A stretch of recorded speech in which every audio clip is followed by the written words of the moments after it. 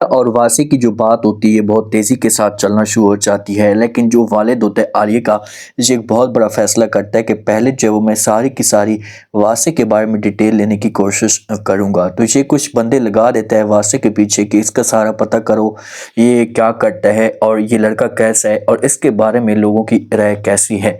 جب رشتے والے آتے ہیں تو وہاں پر اسور بھی موجود ہوتا ہے۔ اب اسور تو اپنی بیگم کے ساتھ ٹھیک نہیں ہے، اور اس معاملے پہ جو اسور کے جتنے بھی سسرال ہیں ان کو پچھتاوا ہے کہ یار ہم اپنی بیٹی کی شادی اسور کے ساتھ نہ ہی کرتے تو اچھا ہوتا۔ وہ اپنے فیصلے پہ بہت زیادہ جو پچھتا رہے ہوتے ہیں۔ اب جس وقت آتے ہیں واسی کی ساری فیملی اور ماں بھی، تو اسور جو تھا یہ بات کرتا اور کہتے ہیں کہ لڑکی کے معاملے پہ جب بھی رشتہ آتا ہے تو سوچ سمجھ کر کرنا چاہیے، اگر کل کو کوئی نہ کوئی مسئلہ ہوا تو اس طرح سے لڑکی کی جو زندگی ہوگی یہ مکمل طور پر برباد ہو جائے گی۔ واسی کی ماں چپ تو نہیں بیٹھتی اور اس کے پاس ایسی باتیں ہوتی ہیں، یہاں پر جب وہ جواب دیتی ہے اسور کو مسکرا کر اور کہتی ہے کہ جب دماد جو وہ گھر دماد اچھا نہ نکلے تو اس سے بڑا خسارہ والدین کو اور کوئی بھی نہیں ہو سکتا۔ اسور جو ہے اسے اشارہ سمجھ جاتا ہے کہ بھئی واسی کی ماں کا جو اشارہ ہے صرف میری طرف ہے۔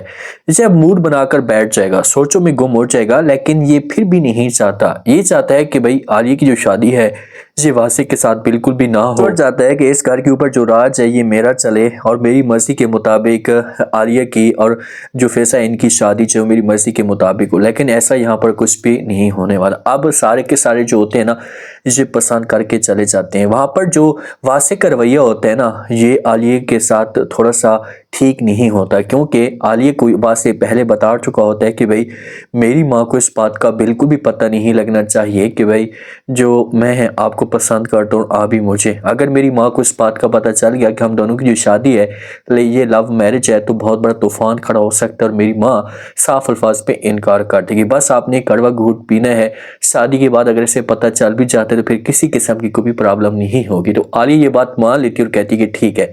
جس وقت یہ لوگ جاتے ہیں تو بعد میں جو عالیہ کی بڑی بہن ہے آپی، یہ عالیہ کے پاس آتی ہے، آ کر بات کرتی ہے، کہتی ہے کہ آپ تو کہہ رہی تھی کہ مجھے جو بہت زیادہ پسند کرتا ہے واسی، تو یہاں پر تو ایسا کوئی بھی ماحول نہیں بنا ہوا تھا، وہ تو آپ کو بالکل بھی ایسا لگ رہا تھا کہ اگنور کر رہا تھا۔ تو عالیہ خود ان کو بتا دیتی ہے کہ جی بالکل ہماری بات ہو چکی ہے، کیونکہ جو واسی کی ماں ہے نا یہ نفرت کرتی ہے لو میرج سے اور وہ نہیں چاہتی کہ ہماری جو شادی ہے اسے لو میرج سے ہو اور سب کو پتہ ہے اس بات کا چلے۔ تو اگر ماں کو پتہ چل گیا واسی کی تو وہ حسد میں جو وہ شادی رکوانے کی ضرور کوشش کرے گی۔ تو عالیہ کے ساتھ یہ بات کرے گی کہ اگر بعد میں پتہ چل گیا تو پھر کیا ہوگا، وہ بیچ میں درار تو ڈالے گی ضرور اور بولے گی کہ آپ کے خاندان نے دھوکہ کیا تو پھر آپ کیا کریں گی۔ تو عالیہ کہتی ہے وہ بات کی بات ہے، دیکھا جائے گا۔